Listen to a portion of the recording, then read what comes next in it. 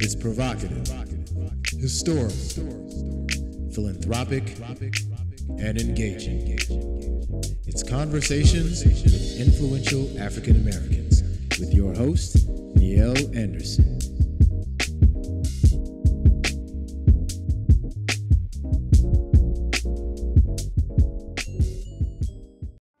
Israel Houghton is one of the most sought-after praise and worship leaders in the world. His gift of engaging congregations into worship and making songs personal to one's walk with God has made him stand out in the gospel and Christian music world. His non-churchy approach shows listeners God's mercy and grace, and his liberation in the Word of God shows just how fun choosing Christ can be.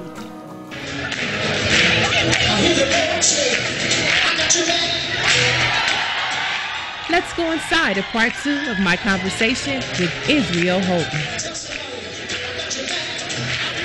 What's some of your favorites? I probably know you can't pick one, but which one ministers to you on a personal level? On this record? The Power of One. Yeah, I'd say Moving Forward is way up there. Mm-hmm. Just there's something about, that's one of those everyday songs. Mm-hmm. It's one of those songs, of course, I don't listen to my records. Once they're out, Okay. That's enough. But I think live, it feels like it's a brand new song every time we do it.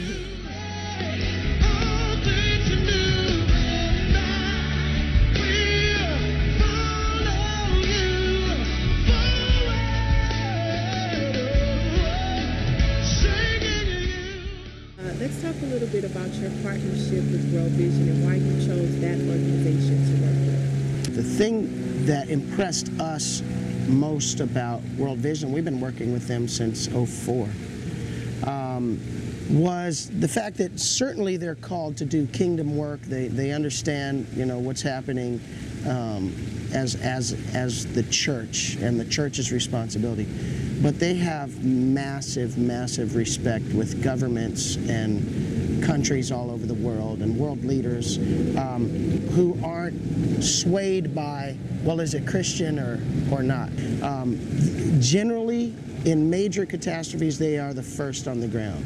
In Haiti, they were as soon as CNN said, we're starting to get images, immediately it's World Vision. And I just was impressed by that. I'm impressed, and I've gone to their site visits. We've done some things with them in South Africa and Lesotho, and seen firsthand how amazing their work is. And just speaking of Haiti, I asked myself, God, why? Why? And what came to mind? When you said, and I think Darlene from Hillsong said, God, allow my heart to break for the things that break your heart. Yeah. And I was like, well, maybe that's what God is trying to have us do, have our hearts break. Because a lot of people who don't care today, they care, and it always takes a catastrophe for you to be my sister or you to be my brother. I was amazed at the overwhelming response from people who I don't know if they knew a place like Haiti existed before that day, but their hearts were moved. And you're right, even those who have had color issues in the past didn't see it as that. They saw it as, hey, we have the ability, therefore we have the responsibility to do something here. And we sort of have these wake-up call moments, be it Katrina or Haiti or a tsunami, and we go, oh, well, we got to do something, and it lasts just long enough for it to get off the front page news. And then we sort of go back to sleep. I wouldn't boast of much, but I've been awake for a while now. And while I'm awake, I want to do the right thing with that.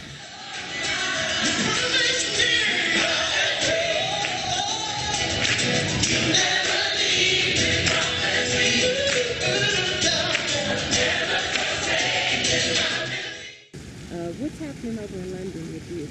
Yeah, we just got back from London. We've been working at Abbey Road Studios, which is very, very famous studio where the Beatles recorded all their records, and doing a new record, a new studio record, another solo record that'll come out August 24th of this year. Okay. And yeah, just keep, having fun in the creative environment.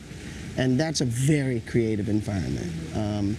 Songs feel really good, and working with the same team again, Aaron Lindsay and Tommy Sims, and we just said, hey, let's keep the party going. So we'll see how it goes. Maybe I'll be here next year at this time having a conversation with you again. But